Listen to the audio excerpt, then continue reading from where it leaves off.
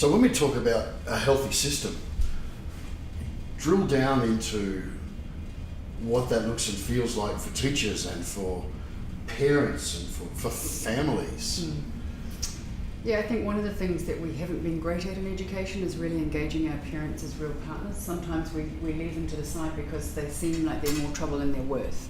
And really that's not the way it should be. What we're really looking for is do we have real partnerships with our parents?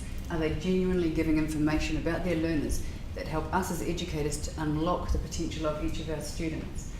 We sort of talk about parents being real partners in the sense that it's not just enough just to go to the cultural events or to the sports events. We still think that's fantastic, but we really want to engage you in learning. Parents really have so much value to offer because they hold the key to unlocking the potential of every single learner. And I think it's about appreciating the stories that those groups bring to an educational conversation. There are different points of view, there are different perspectives. Education is one of those industries that everyone has an opinion on because everyone's gone through school, but the narrative around that schooling, so my schooling 30, 40 years ago was very different. The narrative around that is very different to today's schooling. And when we frame that or be thoughtful about that as we interact with parents, sometimes there is some conversations and some work to be done to realistically, as you mentioned earlier, around the change teams, also treating parents and community as part of this authentic change, because the change is based on their biggest stake in this world, in this work, and that's their kids. And nobody knows their children better than parents. Parents have them from birth all the way through to hopefully parents outlast their children. But the reality is that they know them better than we do.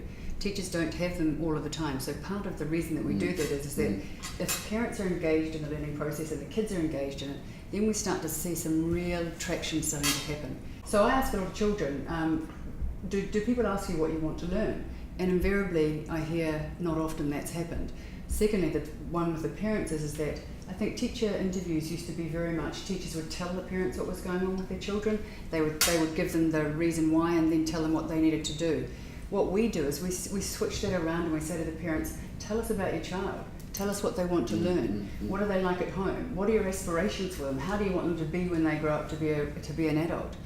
And I have seen so many parents leaving in tears because nobody had ever asked them that before.